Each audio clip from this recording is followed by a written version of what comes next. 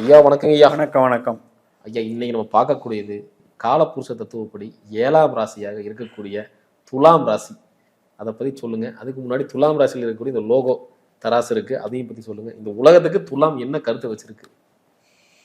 நீங்கள் சொன்ன மாதிரி காலச்சக்கரம் அப்படின்னு எடுக்கும் பொழுது எதிராளின்னு அர்த்தம். காலச்சக்கரத்துக்கு முதல் நபர் செவ்வாய், யாரு மேஷம். அதுக்கு எதிர்பாளர் அத்தனை பேருமே சுக்கிரன் தான். அப்போ சமூகம் அப்படின்னு எடுத்துக்கணும். நம்ம அன்றாடம் சந்திக்கக்கூடிய நபர்கள் அப்படிங்கிறதா இந்த சுக்கிரன். சுக்கிரன் பெண் ராசி, அதாவது கலைத்தன்மை அதிகமாக ஆண் ராசி, ஆனால் பெண் கிரகத்தினுடைய வீடு. ராசியில் வந்து ஆண் ராசி, ஆனால் பெண் கிரகம் வந்து அதிபதி. சுக்கிரன் வந்து அதிபதி. ஆனால் என்ன அப்படின்னா இதில் வந்து ஒரு பாரபட்சம் இல்லாத ஒரு குணத்தை கொண்டது. அவர் பிடிச்சது பிடிக்காதது, அவர் வேணும் வேணாதது இதெல்லாம் கிடையாது. அது வந்து சமமாக பாரபட்சம் இல்லாமல் ஒரு தர்மத்தின் படியும் இல்லை, ஒரு விருப்பப்பட்டதன் படியும் இல்லை.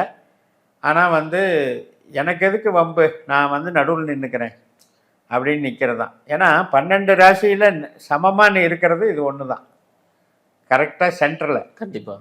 அதனால் சம நிலையில் இருக்கக்கூடிய ராசி காற்று ராசி.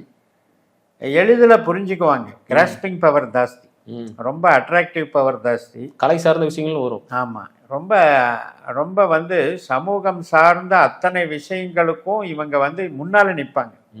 ஒரு ஒரு ஃபங்க்ஷன் நடக்குது, ஒரு ஈவெண்ட்டு, அது கோவிலாக சார்ந்ததாக இருக்கட்டும், குடும்பம் சார்ந்ததாக இருக்கும், பொது நிகழ்ச்சி சார்ந்ததாக இருக்கட்டும், எதாக இருந்தாலும் இவங்க முன்னால் பார்ட்டிசிபேட் பண்ணணும், அதில் என்ஜாய் பண்ணணும், மற்றவர்களையும் என்ஜாய் படுத்தணும். அந்த நோக்கம் கொண்டது கலை ராசின்னே சொல்லலாம். சிறப்பு சிறப்பு. ஐயா, தராசை பற்றி சொல்லுங்க. தராசு என்பது வியாபாரம்னு எடுத்துக்கலாம். இப்போ நம்ம கொடுக்குற பொருளுக்கு கரெக்டான பணத்துக்கு கரெக்டான பொருள் வருதா அப்படிங்கிறது ஒரு வியாபாரம். அதனால தானே எடையை வச்சு எடை போட்டு கொடுக்குறோம் தராசு. அதுபோக நீதி தேவதையும் குறிக்கும். அதனால தான் நீதிமன்றத்தில் வச்சுருக்காங்க தராசினுடைய தன்மை. அதனால் பாரபட்சத்தன்மைன்னு ஒன்று. ரெண்டாவது நல்ல வணிகர்னு அப்படியே எடுத்துக்கலாம். வணிகத்திறமை. இப்போ நிறைய சந்தைகள் அந்த காலத்தில் இருந்தது. அந்த சந்தைகளுக்கெல்லாம் துலாம் ராசி தான் இடமே வந்து துலாம் ராசி. அங்கே சித்திரை நட்சத்திரம் வந்து ஜவுளி கடையை குறிக்கக்கூடிய அங்கே இருக்கிற சித்திரை. அதே மாதிரி சுவாதி வந்து பிரம்மாண்டமான ஒரு செயல்பாடுகள். எதா எடுத்தாலும் பெருசாக செய்யணும் அப்படிங்கிறது. பருத்தி வயல்.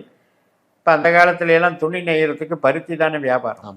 அப்போ அந்த பருத்தி வயலை குறிக்கிறது அந்த சுவாதி. அங்கே விசாகம்ங்கிறது வந்து ஃபைனான்ஸு சம்மந்தப்பட்டது, கொடுக்கல் வாங்கல்.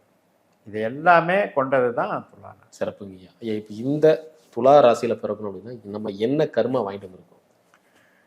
இதை வந்து அதாவது மன வாழ்க்கை மட்டுமல்ல, என்ஜாய்மெண்ட்டுக்காக பிறக்கிறாங்க. இப்போ உலகத்தில் எத்தனையோ பிறவியில் பிறக்கும்போது அந்த நான் இதையெல்லாம் நினச்சேன், என்னால் அனுபவிக்க முடியல அப்படின்னு ஒரு ஏக்கம் இருக்கும் இல்லையா? அந்த ஏக்கத்தை தீர்க்க பிறப்பவர்கள். அதாவது அகம் சார்ந்த வாழ்க்கை. அகம் சார்ந்ததும் புறம் சார்ந்ததும் தானே போகம், சுகபோகம்னு சொல்கிறோம் இல்லையா? நான் இந்த மாதிரி வீடு கட்டணும், மாடி வீடு கட்டணும் அப்படின்னு நினச்சேன். பல்லாயிரக்கணக்கான வருடங்களாக ஒவ்வொருத்தருக்கும் கனவுன்னு ஒன்று இருக்கும்ல. அந்த கனவுல வந்து மகிழ்ச்சிக்கு உண்டான அகம் சார்ந்த விஷயங்கள், அது பொருளாதான் இருக்கும் நினைப்பெல்லாம். இன்னொருத்தரை நம்ம பிடிச்சவங்களை கல்யாணம் பண்ணிக்கிறதோ, பிடிச்சவங்க மாதிரி குடும்பத்தில் பிறக்கணுங்கிறதோ அகம் சார்ந்தது. எனக்கு இந்த மாதிரி பொருள் வேணும், இந்த மாதிரி எல்லாம் ஜாலியாக இந்த மாதிரி பொருள் இருந்து நான் அனுபவிக்கணும்னு நினைக்கிறது புறம் சார்ந்தது. இந்த ரெண்டுலேயுமே அந்த ஆர்வம் இருக்கும். அதற்காக பிறந்தவர்கள் தான் இந்த துலா ராசிக்காரர்கள். ஆனால் அதுக்காக இவங்க வந்து தன்னை இழக்க மாட்டாங்க. எந்த விஷயத்திலையும் தன்னை சமரசம் பண்ணிக்க மாட்டாங்க. அதனாலேயே இவங்களுக்கு வந்து தானாகவே அது வந்து சேரும். என்ன ஒரு விஷயம்னா, இங்கே இருக்கிற ராகு வந்து கிடக்கூடாது. துளாராசியில் இருக்கிற ராகு நட்சத்திரம் இருக்கு இல்லையா?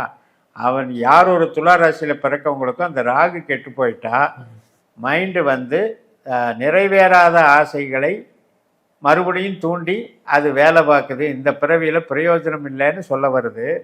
அதே ராகு நல்லபடியாக அமைஞ்சிட்டா விட்டகுறை ஆசைகளை பூர்த்தி செய்து இந்த பிறவியில் நீ சந்தோஷமாக இருக்க போகிறேன்னு சொல்ல வருது. அருமையான சொன்னீங்க ஐயா, சூப்பர் ஐயா. இவங்களோட குணாதிசயங்கள் இப்படி எல்லாம் இருக்கும்? நல்ல நகைச்சுவைத்தன்மை, ஜனரஞ்சகமாக பேசுறது, நல்ல ட்ரெஸ் மெட்டீரியல் சென்ஸு, அழகு சார்ந்த இதெல்லாம் இருக்கும். பொதுஜன தொடர்பு அதிகமாக. ஈவெண்ட் மேனேஜ்மெண்ட் எல்லாம் பார்த்தீங்கன்னா இதுதான், துளாராசி தான். A to Z event management அதுக்கெல்லாம் இதானது. டெக்ஸ்டைல் இண்டஸ்ட்ரி, வாகனங்கள் சம்மந்தப்பட்டது, கன்ஸ்ட்ரக்ஷன் எல்லாத்துலேயுமே இது சிறப்பாக இருக்கும். இவங்களுடைய தன்மைகளில் இவங்க முக்கியமாக பண்ண வேண்டியது என்ன அப்படின்னா, அளவுக்கு மீறி ஃபைனான்ஸில் வந்து அண்டர் எஸ்டிமேட் பண்ணக்கூடாது. அதாவது வந்து நானும் தொழில் செய்கிறேன், நானும் பணக்காரன் ஆகணும்னு கண்ணை மூடிட்டு இறங்கக்கூடாது. இறங்குனா இவங்களுக்கு ப்ராப்ளம் ஆகிடுது. இவங்களுக்கு 2ஆம் இடம் காலச்சக்கரத்துக்கு 8ஆம் இடம், இவங்களுக்கு 8ஆம் இடம் காலச்சக்கரத்துக்கு 2ஆம் இடம். அதனால் தர்மத்தின் வழியும் போகணும், அதே நேரத்தில் நமக்கு 8ஆவதுக்கு ஆசைப்படக்கூடாது. அந்த மாதிரி ஆசைப்படும் போது இவங்களுக்கு அது வீழ்ச்சியாக வந்தது. ஃபைனான்ஸை தவிர இவங்களுடைய திறமைகள் சார்ந்து இவங்க இயங்கினாங்கன்னா, உழைப்பு சார்ந்து ஒரு விவசாயமாக இருக்கட்டும், ஒரு இண்டஸ்ட்ரி மேனேஜ்மெண்ட்டாக இருக்கட்டும், மிகப்பெரிய லெவலில் பெரும்பாலும் படிப்பு திறமைகள்னால வேலை கிடைக்கும். இவங்களுக்கு படிப்பு திறமைகள் அவ்வளவு இது இருக்கும். கம்மியாக படித்தவங்களுக்கு கூட அந்த கம்மியாக படித்ததுக்கும் அந்த அந்தஸ்துக்கும் மேலேயே வேலை கிடைக்கும். அதனால் சர்வீஸ் ஒன்றை மட்டும் இவங்க வந்து கரெக்டாக ஃபாலோ பண்ணாங்கனாலே இவங்க ஜெயிச்சுக்கலாம். அடுத்து பார்த்தீங்கன்னா இவங்களோட தொழில் வேலை வாய்ப்பு எந்த டிவிஷன் டிபார்ட்மெண்ட்டுக்குள்ளே இருக்கும்? எப்பவுமே மிஷினரி சம்மந்தப்பட்டது, இரும்பு சம்மந்தப்பட்டது இவங்களுக்கு ரொம்ப சூட் ஆகும். அது மாதிரி பண்ணிக்கலாம். அதே நேரத்தில் கடல் சார்ந்த, வெளிநாடு சார்ந்த வேலைகள் பிடிக்கிறது, இது பண்ணுறது. கன்ஸ்ட்ரக்ஷன் தொழில் ரொம்ப சிறப்பாக இருக்கும். இப்போ 10ஆம் இடம் வந்து எக்ஸ்போர்ட்டு இம்போர்ட்டை குறிக்கிற சந்திரன் ஜலராசியாக வருது. அதனால் அந்த எக்ஸ்போர்ட் இம்போர்ட் சம்மந்தப்பட்டது செய்யலாம். விவசாயம், பயிர் தொழில் இது சம்மந்தப்பட்ட தொழிலையும் இருப்பாங்க. மெயினாக மெக்கானிக்கல் லைனு இவங்களுக்கு சூட்டபுளாக இருக்கும். சூப்பர் சூப்பருங்க ஐயா. அடுத்து இவங்களுக்கு வெளிநாட்டு வாய்ப்பு, இந்த வெளிநாட்டில் போய் வேலை செய்கிறது, இதெல்லாம் வந்து ப்ளஸ்ஸாக இருக்குமா, பாசிட்டிவ் சைடாக இருக்குமா? கண்டிப்பாக. ஏன்னா இவங்களுக்கு 6ஆம் இடம் வந்து காலச்சக்கரத்துக்கு 12ஆம் இடம், இவங்களுக்கு 12ஆம் இடம் வந்து காலச்சக்கரத்துக்கு 6ஆம் இடம். அதனால் இவங்களுக்கு வெளிநாட்டுக்கு ரொம்ப ரொம்ப சூட்டபிள், சூப்பர் ஆப்டாக இருப்பாங்க. அதே நேரத்தில் அடிக்கடி மாறக்கூடிய வேலை அமைப்பை வச்சுருப்பாங்க. வெளிநாட்டிலே போனாலும் ஒரே கன்சர்னில் இருக்காமல் அடுத்தடுத்து மாறக்கூடிய அமைப்பு சிறப்பு. ஏன்னா சுக்கரன் விடாவே இருக்குது, அதனால் டேஸ்ட் விரும்பிகள் இந்த மாதிரி இருக்கும். டேஸ்ட்டு இருக்கும், எதுலேயுமே காம்ப்ரமைஸ் பண்ணிக்க மாட்டாங்க. ரொம்ப வந்து நான் நினைக்கிற ஸ்டாண்டர்டு எனக்கு வேணும், ஒரு எது வாங்கினாலும் ஒரு பிராண்டட் ஷர்ட்டு பிராண்டுக்குள்ளே போயிடுவாங்க. ஆமாம். ஜனரஞ்சகமாக இன்றைக்கி அப்டேட்டடாக லேட்டஸ்ட்டாக என்ன உணவு இருக்குது, லேட்டஸ்ட்டாக என்ன உடை இருக்குது, லேட்டஸ்ட்டாக என்ன வீடுமனை பொருள்கள் இருக்குது, இதைத்தான் பயன்படுத்தும். சிறப்புங்க ஐயா. அடுத்து திருமண வாழ்க்கை இவங்களுக்கு எப்படிங்க இருக்கும்? திருமண வாழ்க்கை நல்லா போகும், சிரமம் இல்லாமல் இருக்கும். இப்போ பெண்களாக இருந்தால் இவங்களுக்கு வந்து செவ்வாய் நல்லா இருக்கணும், ஆண்களாக இருந்தால் சுக்கிரன் நல்லா இருக்கணும். இந்த 2 கிரகம் நல்லா இருந்துட்டாவே இவங்களுக்கு அமோகமாக திருமண காரியங்கள் நல்லா இருக்கும். ஒருத்தருக்கு வந்து ஈக்குவல் அந்தஸ்து கொடுப்பாங்க, யாரையுமே மட்டம் தட்டக்கூடாத ஒரு அமைப்பில் இருப்பாங்க. நல்லபடியாக திருமண வாழ்க்கை சிறப்பாக. சிறப்பு சார் ஐயா. அடுத்து திருமணம் சொல்லிட்டீங்க, இப்போ நிறைய பேர் லவ் பண்ணிட்டு இருக்காங்க, அந்த காதல் வந்து திருமணத்தில் முடியுமா, பாசிபிளாக இருக்குமா?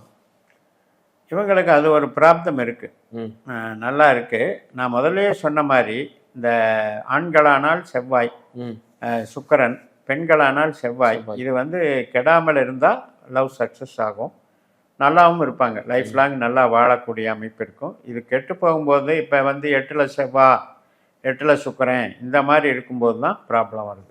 அதான் அதிருப்தியான அமைப்பு. இப்போ 5-11 பாருங்கள், காலச்சக்கரத்துக்கு 5-11, இவங்களுக்கு 5-11ங்கிறது தான் லவ் மேரேஜில் இருக்கிற சந்தோஷம். அது காலச்சக்கரத்துக்கு 5-11. அதனால் ரொம்ப அமைப்பு வந்து சிறப்பாக இருப்பாங்க. புத்திரபாக்கிய அமைப்புகளும் நல்லாயிருக்கும். சிறப்புங்க. இவங்களை வாழ விடாமல் தடுக்கக்கூடிய எதிரிகளில் யாருங்க? எதிர்ப்புகள் அப்படின்றது அடிப்படையில் பார்த்திங்கன்னா இவங்களுக்கு இப்போ யாருனால செலவு வரும் ஒரு குடும்பத்தில் அப்படின்னா, இப்போ இவங்க ஒரு குடும்பத்தை கண்காணிக்கிறாங்க, கவனிக்கிறாங்க, இவங்க முதல் குழந்தையாக இருக்கலாம், மற்றவங்களுக்கு ஹெல்ப் பண்ணுறோம். ஆனால் அந்த மாதிரி ஹெல்ப் பண்ணுற இடத்துல தான் எதிர்ப்பு வரும். யாருக்காக செலவு பண்ணுறாங்களோ அவங்கள் எதிரிகள்.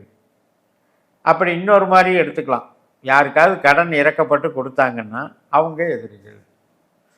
இது என்ன சோதனையாக இருக்குது? எப்படி அமைச்சிருக்கு பாருங்க இயற்கை. 6ஆம் இடம் 12ஆம் இடம், 6 12ம் சமம், 1 7ம் சமம், இணை பாவங்கள் 6 12ம் சமம். அப்படின்னா என்ன அர்த்தம்? பகை, கடன், நோய் இந்த 3க்கு உண்டான ஸ்தானமும் 12ங்கிற ஸ்தானமும் இணை பாவங்களாக இருக்கு.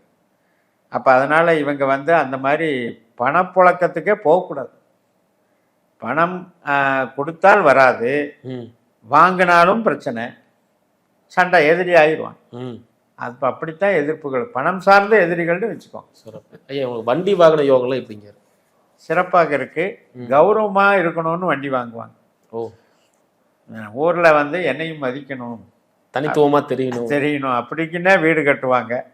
ஏன்னா அதுக்கு செலவானாலும் பரவாயில்ல, நம்மளுக்குன்னு ஒரு தனித்துவம் இருக்கணும், புகழாக பேசணும் நம்மளை, அதுக்காக வீடு வாகனம் இதையெல்லாம் அமைச்சுக்குவாங்க. சிறப்பு சிறப்புங்க. அடுத்த ஐயாவின் அறிவுரை. அதான் நான் முதல்ல சொன்ன மாதிரி அந்த மாதிரி அண்டர் எஸ்டிமேட் பண்ணக்கூடாது, கடன் கொடுக்கல் வாங்கல மாட்டிக்கூடாது. பண விவகாரங்களை மட்டும் இவங்க தவிர்த்திருந்தாங்கன்னா இவங்க வந்து மிகச்சிறப்பான வருவாங்க. அதே மாதிரி தொழிலில் பார்த்தீங்கன்னா தொழில் ஸ்தாபனம் இவங்களுக்கு கொடுப்பினை இருந்தால் மட்டும் செய்யணும். அந்த கொடுப்பினை வீக்காக இருக்கும்போது அடுத்தவங்களை பார்த்து ஆசைப்பட்டு நானும் தொழில் செய்கிறேன்னு மாட்டிட்டான்னா இவங்களுக்கு வந்து ஏமாற தெரியும், ஏமாற்ற தெரியாது. அப்போ அது ரிஸ்க்கு தானே. நமக்கு அமையக்கூடிய நபர்கள் கரெக்டாக அமையல அப்படின்னா மோசம்தான். அதனால் இவங்க வந்து உழைப்பை மட்டும் நம்பணும், பணம் உபயோகிக்காத தொழிலில் ஈடுபடணும், மூளை உழைப்பு செய்யலாம். அதே மாதிரி கலைத்திறமைகளில் ஈடுபடலாம், கலை தொழில்களை நீங்கள் அமைச்சிக்கலாம். மற்றபடி நீங்கள் இந்த பயிர் தொழிலெல்லாம் சொன்னேன் இல்லையா, விவசாயமாகட்டும், பயிர் தொழில், எக்ஸ்போர்ட் ஆகட்டும், இது எல்லாமே பார்த்தீங்கன்னா அந்த துறையில் நீங்கள் வந்து ஒரு சர்வீஸை பண்ணுங்கள், நீங்களாக சொந்தமாக வைக்கணும்னு ஆசைப்படாது. அது மாதிரி பண்ணிட்டீங்கன்னா அந்த துறையில் நீங்கள் இருப்பீங்க. கடல் கடந்து போய் வேலை பார்க்கலாம், அல்லது அந்த எக்ஸ்போர்ட் இம்போர்ட்டில் தொழிலில் இங்கேருந்து நீங்கள் முக்கிய அதிகாரியாக பணியாற்றலாம். அதை மட்டும் மனசில் வச்சுட்டு செஞ்சாலே உங்களுக்கு நன்மை நடக்கும். சிறப்புங்க, அற்புதமாக சொன்னீங்க ஐயா. அடுத்து இவங்க வழிபட வேண்டிய வழிபாடுகள் தெய்வங்களில் பார்த்தோம்னா மகாலட்சுமி, மெயினாக ஸ்ரீரங்கத்தை சேத்திரமாக வச்சுக்கலாம். அதுபோல் பெருமாளும் அங்கே இருக்கார், ரங்கநாதர், மகாலட்சுமி இது பண்ணிக்கலாம். அதிகபட்சமாக துர்க்கை வழிபாடும் இவங்களுக்கு சிறப்பு தரும், அதாவது பத்ரகாளி, அந்த வழிபாடுகளும் சிறப்பு தரும்.